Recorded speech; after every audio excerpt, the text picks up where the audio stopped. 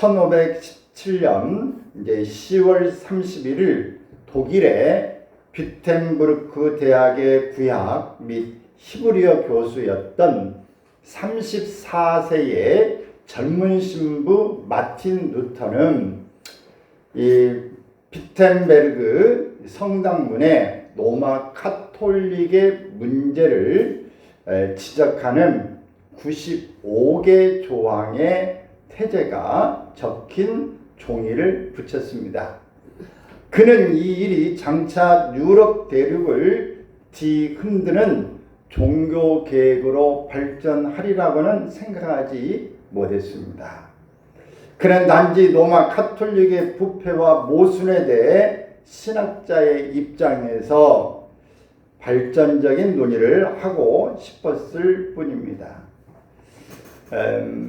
직접 이번에 그 독일에 가서 이 종교계 95개 이 조항을 붙인 문을 보고 또 거기에 전체적인 안에 그 주변을 이렇게 다 살펴보았습니다. 그 광장도 보고 다 그랬는데 정말 그 지금도 어떤 정부라든지 종교라는 큰 심 앞에서 내 의견을 말한다고 할 때 목숨 걸고 하는 거죠. 근데 큰 이 몇천 년에 걸쳐서 이 로마의 그 왕, 이 성당, 이 힘이 캐톨릭이 크게 있는 그 속에서 부패한 거, 이것은 안 된다고 계획을 해야 된다고 95개 조항을 신학자로서의 발표한다는 것은 정말 어려운 일인 것입니다. 이렇게 그는 이 95개 조항을 문에 딱 붙여놓고 그때에 또 1450년경에 구텐베르크식 금속 활자가 발명되어 있기 때문에 그 금속 활자의 그 영향을 받아서 그 95개 조항, 신학적인 내용들이 인쇄가 돼서 유럽의 전역에 퍼지게 되어집니다. 그래서 이 내용이 많은 사람들에게 이제 알려지면서 공유되어집니다. 그동안에 로마 카톨릭의 부패에 대해 참고 있었던 귀족과 이 평민들이 힘을 합해서 종교 개혁의 불길을 이제 지피게 되는데 삽시간에 유럽 전역으로 퍼져나가게 됩니다. 이 종교 개혁으로 개신교가 탄생하게 되었습니다. 유럽 각국에서 일어난 종교 개혁은 나라마다 각기 다른 모습을 띠고 있었지만 공통된 그런 신조, 공통된 신앙의 그 고백이 있었습니다. 그것은 세계로 압축되는데 그 세계가 무엇이냐? 따라서 합시다. 오직 성경, 오직 믿음, 오직 은혜. 자, 오직 성경, 오직 믿음, 오직 은혜. 이 세 가지가 계획의 중심의 내용입니다. 계획이보다는 우리 기독교 본래로 돌아간 것입니다. 오늘은 이 세 개의 신조를 살펴봄으로써 종교 계획자들의 의미를 되살려 보고자 합니다. 먼저는 오직 성경입니다. 오직 성경. 모든 성경은 하나님의 감동으로 된 것으로 교훈과 책망과 바르게 함과 의로 교육하기에 유익하니 이는 하나님의 사람으로 온전하게 하게 하기 위함이고 바르게 행하게 하기 위함이다. 그랬어요. 성경을 주신 목적, 성경이 왜 어떻게 쓰여졌는가 하는 것을 말씀하고 있는 것입니다. 또 베드로후서 1장 20절 21절에 보면은 모든 성경을 사사롭게 풀면 안 된다. 우리의 감정대로 느낌대로 풀면 안 됨을 이야기합니다. 하나님의 주신 뜻, 본문의 내용, 이것들을 원어적으로 의도적으로 앞뒤 문맥을 다 봐서 그 의도가 무엇인가를 제대로 풀어야지 성령의 감동으로 된 것을 사람의 감정으로 풀거나 사람의 뜻으로 풀어서는 안 된다. 이렇게 아전인수격으로 자기 나름대로의 주장을 가지고 풀면 이단이 되는 것입니다. 이렇게 될 때 잘못된 방향으로 갈 수 있는 것이죠. 그러므로 우리는 이 성경을 볼 때 오직 성경 말씀의 중심에 서야 하는 것입니다. 중세 시대의 로마 가톨릭에서는 이 교황의 말을 성경 말씀과 동일하게 생각했습니다. 어떤 경우에는 교황의 말이 성경 말씀보다 우위에 서기도 했습니다. 그래서 교황은 성경을 해석할 모든 권한을 가지고 있었습니다. 지금도 이제 캐톨릭 하면 세 가지 권위가 동일하다고 보고 있어요. 그 뭐냐? 성경, 그 다음에 교황, 이 권위, 또 전통, 뭐 이런 것들이 성경과 번가는 이런 능력을 가지고 있는 것으로 봅니다. 오늘날에도 가톨릭은 개신교가 사용하는 정경 66권 외에 외경을 정경처럼 인정하고 있습니다. 종교개혁가들은 성경의 절대 권위를 인정했습니다. 그 대신 교황의 말이 성경과 동일한 권위를 가지고 있다는 것을 인정하지 않았습니다. 교황은 사람이고 교황이 말하는 것이 성경 말씀과 동일할 수 없다라고 말한 것입니다. 성경 66권은 약 1500년간의 기간에 걸쳐서 약 40여 명이 각기 다른 저자들의 기록을 모아놓은 책입니다. 45명이 1500년 동안에 기록한 책을 모아놓은 것이 성경 66권이다. 그런데도 이렇게 오랜 기간에 걸쳐서 다른 배경을 가진 저자들이 성경을 기록했지만 이 성경이 서로 뒤틀리지 않고 서로 안 맞고 의견이 다른 게 아니라 잘 조화롭게 너무 잘 어울려서 맞는다고 하는 것입니다. 일관성을 가지고 있는 것이죠. 그리고 66권 모두 예수 그리스도를 통한 죄인의 구원과 관련이 있습니다. 성경은 하나님의 영광을 받은 사람들이 하나님께 받아 기록한 책이기 때문에 일관성, 통일성을 가지고 있는 것입니다. 여러분, 우리가 한 사람의 그 지시를 받고 한 사람의 교육을 통해서 똑같이 하면은 약간의 사람들의 성격은 틀리고 문체는 틀릴 수 있지만 내용은 같은 것입니다. 이런 것처럼 성령님께서 감동에 의해서 성경을 썼기 때문에 사람은 다르고 역사는 기간은 달라도 내용은 통일성을 갖는다라고 하는 것입니다. 그래서 우리는 이 말씀을 우리가 잘 보고 생각해야 할 것입니다. 성경은 사람의 지혜로 된 것이 아닙니다. 사람의 지혜와 신만으로 이토록 아름답고 정교하고 영감이 풍부한 성경을 기록할 수가 없습니다. 성경의 모든 구절에는 하나님의 입김이 들어 있는 것입니다. 성경의 권위를 부인하는 사람들에게 우리는 따지고 들려는 그런 마음을 일단 내려놓고 자세히 성경을 읽어보라 라고 권하고 우리는 또 우리 자신도 살펴야 할 것입니다. 그러면 성령이 여러분의 마음에 성경의 의미를 이해하도록 도와줄 것입니다. 역사적으로 많은 사람들이 성경은 사람이 지어낸 것이 하나님의 말씀이 아니다 부인했던 역사적인 사람들이 있어요. 그리고 우리가 이렇게 잘 알고 있는 그 예수 그리스도 유명한 영화를 만든 사람도 역시 성경을 믿지 않았지만 성경을 읽으면서 진리를 발견하고 하나님의 감동에 의해서 믿음을 갖게 된 것이죠. 오늘 우리가 하나님의 일을 하다 보면 하나님의 성령에 잡혀서 하나님의 일에 하나님의 일 다와지도록 하나님께서 붙잡아 주심으로 그가 그 속에 빠져들게 되어지는 것입니다. 여러분, 오늘 우리가 믿음이 적다, 내가 정말 믿음이 약해, 나는 체험이 없어, 이런 사람들은 어떻게 하면 될까요?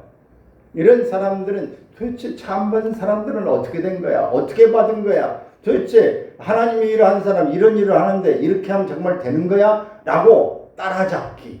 나도 그런 일을 해보고 또 성경에 그 내용이 있다는데 이 사람들이 이렇게 간증할 때 기도하고 금식하고 어떤 데는 늘 하나님 앞에서 그 사모하는 마음을 가지고 새벽에도 가고 그랬다는데 나는 그게 왜 안 되는 거야? 나도 한번 해볼까?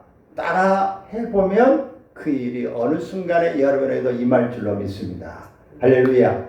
지금 다니엘 기도회가 있는데 강사들이 나올 때마다 우리가 매년 우리가 이제 듣고 하지만은 나오는 사람들마다 물론 강사 쓸만한 사람이 되기 때문에 강사에 쓰죠. 그런데 그 사람들의 한결같은 그 배경을 보면 순탄하게 그냥 온 게 아니에요.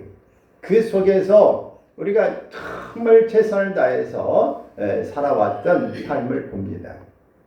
우리가 며칠 전에 우리 이제 70이 내일 모레면 70이라고 하는 분 한적 들으셨습니까? 장로님, 여자 장로님 사업하는 와플 대학이라고 하는 그분 들어보셨죠? 그분 어떻습니까? 그 정말 성자라고 하는 만큼 됐던 북한에서 내려왔던 한경직 목사님의 그 무릎에 앉아서 어릴 때 그렇게 있었다고 하는 만큼 참 3대 체대로는 신앙 줄기였지만은 그 믿음 교회를 안다는 건 아니지만 깊은 체험, 깊은 그런 신앙 가운데 살지 못했지만 사업이 잘 아동복도 만들고 진출하고 정말 잘 나가다가 이 돈 떼임을 받고 또 잘 순조롭게 안 돼서 부도를 맞고 완전히 집도 조그마한 집에 가고 먹고 살아야 되니까 니아카 이게 가지고 행상을 하게 됐다. 그런 거 들으셨죠?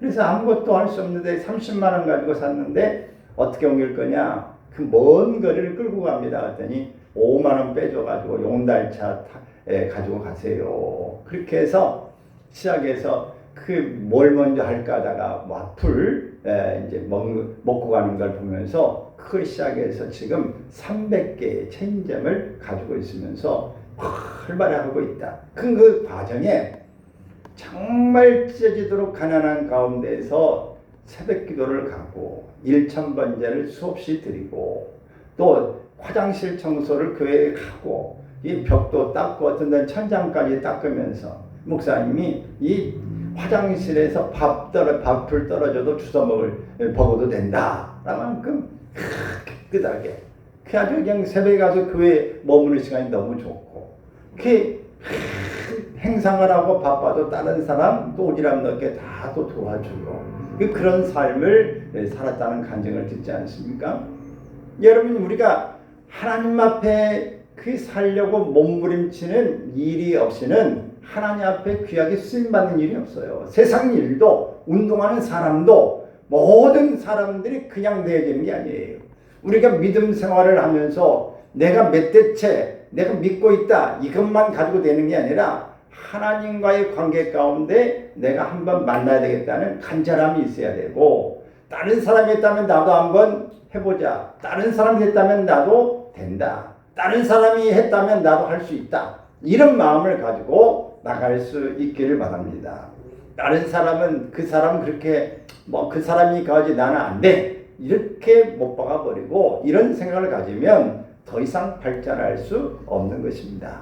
오늘 여러분들이 좋은 것은 따라하고 좋은 것은 부러워하고 그러면서 여러분도 행동에 옮길 수 있기를 바랍니다.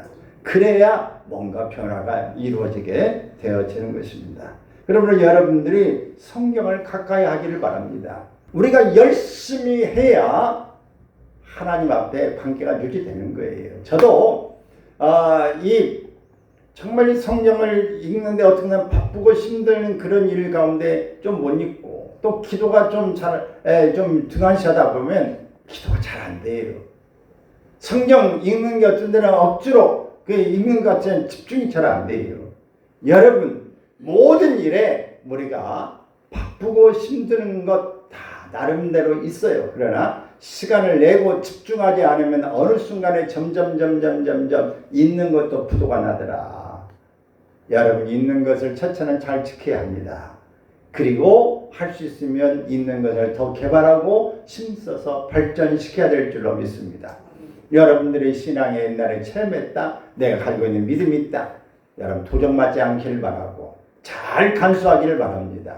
그러나 이것으로 만족하지 말고 더 성장할 수 있기를 바랍니다. 우리가 어느 때 도적같이 주의 날이 올 때가 있다고 하는 것을 꼭 기억하기를 바랍니다.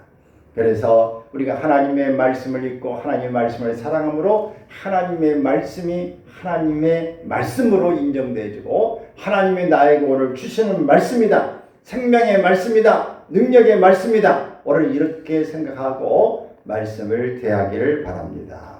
할렐루야. 그래서 이 종교 기획에 이 마르틴 루터의 첫 번째 또 앞에 이 후스라고 하는 사람도 그 위에 그 영국의 이 위클리프라고 하는 사람도 그 많은 사람들이 한결같이 이 성경이 중심이다. 왜? 하나님이 사람을 통해서 하나님의 말씀을 성경 속에 기록해 놓았기 때문에 그렇습니다. 그러므로 우리는 성경을 등한시하면 하나님과의 교통이 이루어질 수 없음을 기억하기를 바랍니다.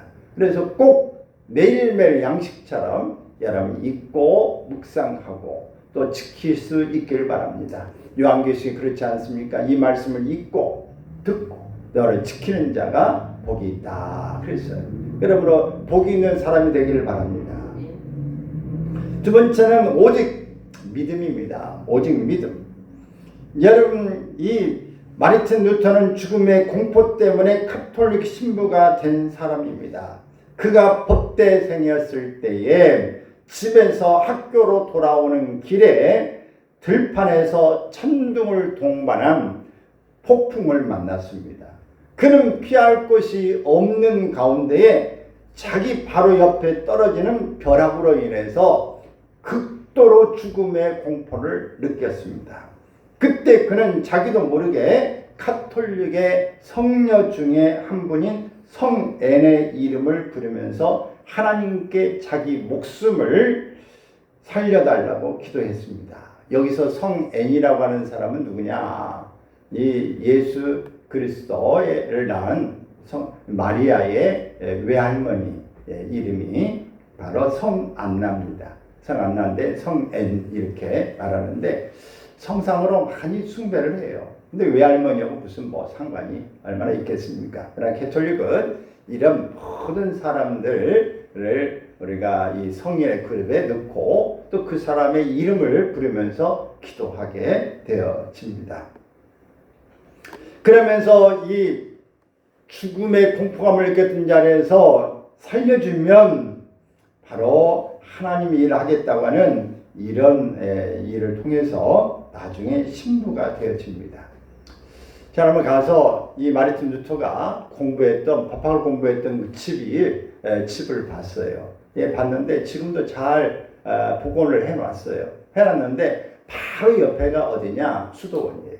여기에 이제 공부하는 이제 신부가 되는 바로 학교가 바로 거기 있어요.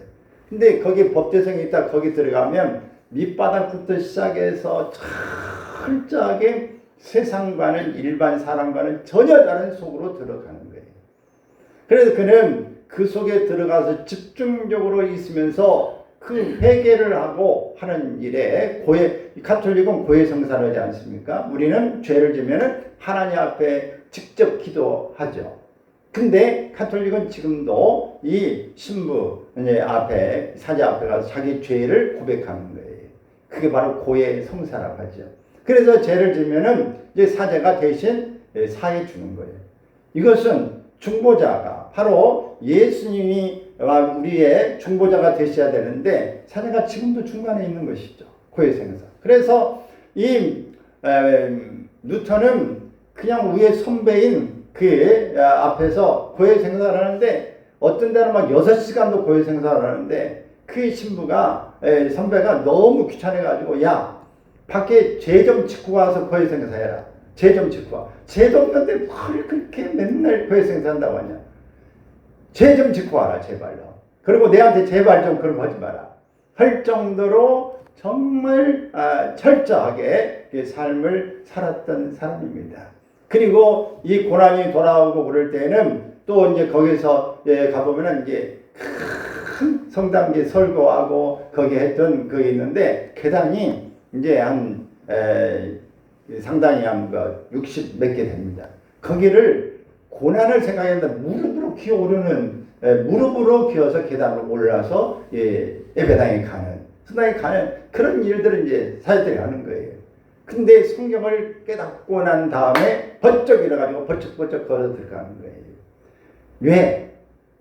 고행으로 가는 게 아니다. 오직 이 믿음으로 우리가 구원받는 것이지 고난으로 행함으로 구원받는 게 아니다. 이런 생각을 가지고 깨달음으로 그는 오직 믿음을 추상하게 되어집니다. 그러던 중에 그는 큰 깨달음을 이렇게 선행을 하면 할수록 그에게 있어서 참 마음이 여러 생각 가운데 성경을 읽을수록 성경과 어긋난 부분을 보게 되어지면서 오늘 우리가 본문에 함께 읽은 이 한 구절 로마서 1장 17절에 있는 말씀을 그가 크게 깨닫고 기치로 내걸게 됩니다. 뭐였어요? 오직 의인은 믿음으로 말미암아 살리라. 시작. 오직 의인은 믿음으로 말미암아 살리라. 이 말씀을 통해서 선행이 아니라 오직 믿음으로 하나님과의 관계를 회복할 수 있음을 깨닫게 되어진 것이죠. 그리고 그는 마침내 믿음을 통해서 하나님 안에서 평안함을 누리게 됩니다. 그 전까지는 평안함을 누릴 수가 없었어요. 왜 그랬는가? 그러면은 모든 하나님은 이 천둥과 번개를 치고 죄를 진 사람을 진노하시고 징벌하시는 무서운 하나님으로만 알았는데 이런 무서운 하나님이 아니라 믿음으로 나가면 하나님이 우리가 회개하고 믿음으로 나갈 때 하나님 우리를 구원해 주신다. 우리 이 사실을 깨닫고 난 다음에 마음의 평화가 찾아온 거예요. 여러분 오늘 우리가 어릴 때 신앙생활할 때 교회마다 특징이 있고 목회자마다 특징이 있지만은 어떤 이 교회는요 큰 죄만 막 지적합니다. 죄 회개하고 물론 회개해야 됩니다. 근데 왜 하나님이 회개하지 않으면 막 정징벌하신다고 하는 무서운 하나님 진노의 하나님만 이렇게 말하는 그런 일이 있어가지고 무서워서 그냥 막 하나님 징벌 벌 안 받으려고 막 이런 행동을 하는 사람이 있어요. 근데 하나님은 자비의 하나님입니다. 물론 이 진노하시는 분이기도 하지만은 사랑으로 그 진노하신 것도 뭐 때문에 하느냐? 사랑 때문에 하시는 거다. 사랑하는 자식에게 채찍질하고 징계하고 훈계하고 교훈하고 하는 것처럼 하나님은 그렇게 하시는 분이지 무서운 이런 쌍악백의 하나님이 아니다 라고 하는 것을 알아야 하는 것입니다. 그래서 우리가 모든 걸 사랑으로 내게 권면하고 사랑으로 채찍도 하고 그런다고 할 때 받아들일 수 있는데 그 막 미워서 징벌하고 저주하는 그런 일로 받아들이면 우리가 그 안에서 기쁨, 평안을 누릴 수 없는 것이죠. 우리는 하나님 앞에서 이런 깨달음이 우리에게도 있기를 바랍니다. 그래서 로마서 1장 17절 나오는 오직 의인은 믿음으로 살리라는 이 구절은 원래 구약성경 하박국 2장 4절에도 나오는 말씀이에요. 오직 의인은 믿음으로 말미암아 살리라. 처음 나오는 구절이 아닌데 구약에도 나오는데 신약에 와서 바울 사도도 이것을 깨닫고 하나님 주시는 말씀으로 전달된 것을 마르틴 루터가 또 아멘으로 깨닫고 오늘 우리에게도 또 전해주고 우리도 아멘해서 또 이 은혜가 우리에게 임하고 있는 것입니다. 그러므로 그 말씀은 더 곳을 올라가면 창세기 15장 6절에 보면은 거기에 시작 아브라함이 여호와를 믿으니 여호와께서 이를 그의 의로 여기시고 아브라함이 여호와를 어떻게 하니? 믿으니 여호와께서 이를 그의 의로 여기셨다. 믿을 때의 의로 여기신 거예요. 우리 예수 그리스도께서 우리를 위하여 십자가에 죽으시고 죄를 사하여 주셨다. 그러므로 내 죄가 사함 받았다고 하는 것을 믿음으로 말미암아 오늘 우리의 죄가 사함 받고 의롭게 되어지는 것입니다. 믿으니 하나님이 예수 그리스도를 통해서 하나님이 나의 아버지라고 믿으니 오늘 하나님의 자녀로 인침을 받게 되어지는 것입니다. 그러면 여러분 오늘 우리가 이 믿음이 중요하다. 그래서 오직 믿음. 오늘 이 믿음을 우리가 굳건히 부여잡기를 바랍니다. 사도 바울이 얻은 진리는 구원은 선행이 아니라 율법이 아니라 종교적인 의식이 아니라 예수님에 대한 믿음을 통해서 얻는다는 확신을 얻은 것이죠. 예수님에 대한 믿음으로 하나님 앞에 의롭다고 인정받는 칭의 교리는 교회 시대를 통해서 수많은 사람들에게 영감을 주었습니다. 그들의 영혼을 살렸습니다. 선행으로 구원을 얻고자 하는 이는 하나님이 주신 율법을 100% 지켜야 했어요. 모세의 율법. 바로 이것을 다 지켜야 됐어요. 613가지나 되는 이 법을 언제 어떻게 다 지킵니까? 지킬 수 없는 그 속에서 믿음으로 하나님 앞에 우리가 이 구원을 얻는다고 하는 것, 이것을 깨닫게 된 것이 은혜죠. 선행으로 구원을 얻는 것 100%를 다 해야 되는데 1%, 0.01%라도 어기면 선행으로 구원을 받지 못합니다. 온전하게 다 이행해야 구원을 받는 것이죠. 선행으로 구원을 받는다고 하면 여러분이 건축을 하고 난 다음에 건축의 공사가 다 끝났을 때에 이 하자가 있는지 없는지를 이제 검사하죠. 그래야 공사 준공 허가를 받게 됩니다. 근데 그냥 예를 들어서 공사가 30층의 건물인데 29층까지는 잘 했어요. 근데 30층이 그냥 하자가 있어요. 그러면 준공 허가를 내줘야 안 내줘요? 안 내주죠. 왜 다 하자가 없어야 내주는 거예요. 이것처럼 오늘 우리가 행동에 100% 해야 구원받는다고 하면 누가 받을 수 있겠어요? 이거 다 지킬 수 있는 사람이 없습니다. 그러나 오늘 우리가 다 허물이 있고 부족함이 있고 부끄러움이 많지만 우리가 믿음으로 구원받은 백성인 줄로 믿습니다. 이것이 하나님의 은혜인 거예요. 우리가 죄가 많지만 하나님 앞에 의롭다고 여김을 받는 믿음으로 나아가는 이 일을 통해서 우리가 하나님 앞에 참 바로 이렇게 설 수 있는 것, 이것이 믿음, 오직 믿음 때문에 그렇다. 세 번째는 오직 은혜입니다. 오직 은혜. 에베소서 2장 8절 9절, 또 디도서 2장 11절, 에베소서 2장 4절 5절, 로마서 3장 23절 24절 이런 부분에서 소개되고 있는데, 은혜라는 말은 기독교에서 아주 자주 사용되는 단어입니다. 그래서 우리 은혜라는 이 보험성가도 있고, 오늘 우리가 교회 신앙생활하고 믿음 있는 사람들은 다 하나님의 은혜입니다, 이렇게 말하지 않습니까? 어제 우리 다니엘 기도에 나오는 김재원 맞습니까? 김재원 아나운서, 여러분 어디 간증 들어보셨어요? 참 조직적으로 체계적으로 참 간증을 잘 해줬어요. 역시 체계적으로 참 잘한다. 그런데 여러분 그 속에서 모든 영광 하나님 앞에 드립니다. 내게 박수 치지 마세요. 그리고 마지막에 등 돌리고 하나님 앞에 영광 한 번만 박수 치고 돌립시다. 이렇게 하고 마치는 장면으로 끝났습니다. 여러분 오늘 우리가 했다고 정말 대단합니다. 정말 하나님의 능력 받는 능력자십니다. 박수 받는 것 사실 우리가 받을 일이 아니라 능력 주시는 이, 능력 주시고 능력을 발휘할 수 있도록 재능을 주신 이가 하나님이시기 때문에 하나님만 영광을 받으셔야 되고 하나님의 영광을 돌려야 될 줄로 믿습니다.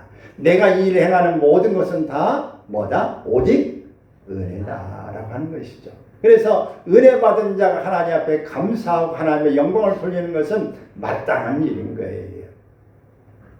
그래서 이렇게 우리가 하나님 앞에 사는 일이 매우 중요하다. 오직 은혜, 은혜라는 말은 카리스라는 말인데 노력 없이 누군가가 주는 선물을 의미합니다. 기독교에서 구원은 나의 공로와 관계없이 예수 믿을 때 하나님 주시는 은혜의 선물입니다. 그렇기 때문에 구원에 관한 이 사람은 하나님 앞에서 자랑할 것이 없고 내 공로가 아니라 주님의 공로다. 그래서 우리는 늘 이 은혜의 사모함을 갖고 나가기를 바랍니다. 우리가 예수님을 오랫동안 믿다 보면 스스로 은혜의 사람이 됩니다. 은혜 아니면 살 수가 없네. 그렇죠. 은혜 아니면 내가 살 수 없고, 해가 뜨고 또 아침을 해를 보는 것, 아침이 되고 모든 것 다 하나님의 은혜다. 저녁이 되고 또 석양을 보는 일도 하나님의 은혜다. 모든 것들이 다 하나님의 은혜인 것입니다. 오늘 우리 속에 하나님의 은혜가 얼마나 솟아 나오는지를 우리가 보면 하나님의 은혜로 사는 사람은 겸손한 사람이에요. 왜? 겸손할 수밖에 없는 것은 내가 은혜로 하나님 앞에 살고 있다는 사실을 알고 있기 때문에 그렇습니다. 누가 조금 축여준다고 아주 우쭈쭈 일하는 일을 아예 내가 하는 게 아니라 하나님의 은혜입니다. 감사합니다. 하나님 앞에 이런 자세를 가지고 가는 것이 매우 중요한 것입니다. 그럴 때 하나님이 나를 세워주실 때에 더 겸손하게 이 일을 잘 감당하기 위해서 하나님께 기도하고 어떻게 해야 되는지 우리가 최선을 다해서 이 일을 감당하기 위해서 힘쓰는 것이 중요한 것입니다. 가뭄에 메말라 붙은 시내처럼 은혜가 메말라 있지는 않은지, 오늘 그래서 나도 모르게 말과 행동에 가시가 있고 자신과 다른 사람을 찌르고 있지는 않는지 봐야 합니다. 은혜의 샘이 메말라 있다면 생수의 근원이 되시는 주님께로 더 가까이 갈 수 있기를 바랍니다. 주님께 가까이 가야 돼요. 생수의 근원으로 나가야 됩니다. 이 어떤 마을에 크고 아름다운 나무가 한 그루 있었어요. 근데 이 나무가 이 가뭄에 다른 나무는 말라서 막 죽고 그러는데 이 나무만은 그냥 푸른 거예요. 이거 쟁쟁한 거예요. 그래서 왜 그런가 봤더니 그 나무 뿌리가 나무 축축 뻗어가지고 시냇가에 뿌리를 이렇게 대고 있기 때문에 그 속에서 물을 빨아들여가지고 이 가뭄에도 청청하게 이렇게 살 수 있더라 하는 것이죠. 그래서 오늘 우리가 에레미야에서 보면 너희가 생수의 근원 되신 하나님을 버렸다. 그렇기 때문에 하나님의 징계를 받는 거라 말씀하고 있어요. 오늘 우리는 생수의 근원 되시는 바로 하나님 앞에 우리가 뿌리를 내릴 수 있기를 바랍니다. 하나님의 은혜로 우리가 살기 위해서 하나님에 다가갈 때에 우리가 청청하고 빛을 발하고 세상이 어렵고 힘들고 가뭄이 와도 그 속에서 버텨나가고 우리의 자태를 흐트러지지 않게 할 수 있는 것입니다. 그러므로 우리가 강물처럼 흘러 넘치는 은혜 속으로 가기를 바라고, 교회도 은혜가 있어야 되고, 사람도 은혜가 있어야 되고, 가정도 은혜가 있어야 되고, 직장도 은혜가 있어야 사람들이 모여주고 즐거워하고 웃고 행복해 하게 되어지는 것입니다. 오늘 이 자리에도 상한 심령, 통회하는 마음을 가지고 오늘 하나님 앞에 나올 때에 하나님의 은총을 받게 되어지는 것입니다. 주님은 상한 갈대를 꺾지 아니하시고 꺼져가는 심지를 끄지 않으시는 분이에요. 답답한 마음을 주님 앞에 내어놓을 때 하나님이 그 마음을 풀어주시고 또 해결해 주시는 분이십니다. 무거운 짐을 가지고 다 너희 짐을 십자가 밑에 내려와라. 그러면 내 짐이 풀려지고 가벼워진다. 내 짐은 쉽고 가벼움이라. 그러므로 오늘 주님 앞에 모든 것들을 다시 한번 내려놓고 은혜로 살 수 있기를 바랍니다. 할렐루야. 종교개혁자들이 가졌던 오직 성경, 오직 믿음, 오직 은혜, 이 세 가지 이 모토, 이것이 500년이 이제 종교개혁이 벌써 500년이 지났죠. 500년이 지난 이 가운데에 오늘 흐름 속에서 우리는 여전히 개신교의 모토, 이 세 가지를 우리가 기억하고 있는 것입니다.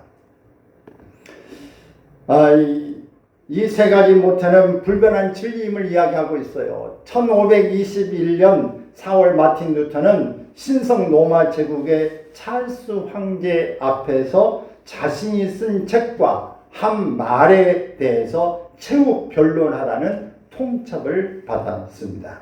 그는 생명의 위협을 무릅쓰고 그 재판에 참석했습니다. 그는 마지막 최후 변론을 앞두고 하루 동안만 말미를 달라고 그렇게 요청했습니다. 그래서 하루에 말미를 받았어요. 그리고 그는 마르틴 루터는 집에 돌아가서 밤새도록 한숨도 잘 수가 없었어요. 내 한마디에 죽느냐 사느냐가 달려져 있기 때문에 그렇습니다. 한숨도 못 자고 그는 결심했습니다. 그리고 그는 이 찰스 황제 앞에서 이렇게 말합니다. 황제 폐하와 여기 계시는 폐하의 신하들께서 단순히 답을 원하시기 때문에 한치도 거리낌 없이 대답하겠습니다. 나는 성경과 명백한 이 이성에 의해 확신되지 않는 한 교황과 종교 회의들의 권위를 받아들일 수 없습니다. 왜냐하면 이들은 서로 모순되기 때문입니다. 내 양심은 하나님의 말씀에 사로잡혀 있습니다. 나는 내 쓴 것을 어느 것도 취소할 수 없고 취소하지도 않겠습니다. 양심을 거스르는 것은 옳지도 않고 안전하지도 않습니다.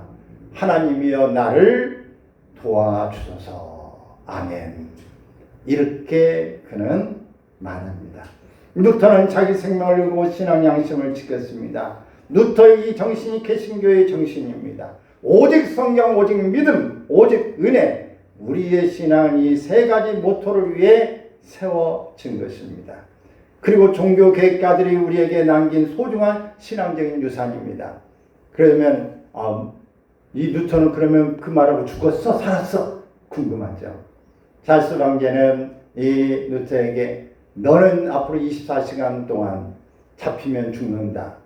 안 잡히게 숨든지 네 알아서 해라. 너는 내 눈에 보이고 잡히면 죽는다. 이렇게 시간을 줬어요. 그래서 그를 이제 프레데릭 이 왕이 그를 숨겨줘서 그가 10개월 동안을 잘 숨어서 살면서 거기에서 그 독일인들이 평범하게 사용하는 언어로 성경을 번역합니다. 그래서 그 성에서 안전하게 그가 거할 수 있게 되어집니다. 그리고 난 다음에 그가 이제 내려와서 가정도 이루고 이렇게 이제 새로운 삶을 살게 되어지는 그래서 위대한 이 종교개혁을 이루는 이야기들이 있습니다. 저는 10월달 지난달에 이 종교 계획지 탐방을 하고 왔죠. 그 독일, 여기 지금 마르틴 독일에서 일어난 일입니다. 근데 독일에서 24일 날 밤에 이 부분에 이렇게 순례를 하고 난 다음에 일정을 마치고 이제 그 씻기 위해서 이제 욕조를 이렇게 이제 들어가는데 이 욕조가 이제 유럽인들 키가 커서 그런지 높아요. 높고 또 이제 물기가 있어가지고 비물기가 있고 그래가지고 올라 이렇게 가면서 바닥을 이제 수건을 깔지 않고 이렇게 가면서 그냥 미끄러져서 넘어져가지고 뒤로 발랑 넘어졌어요.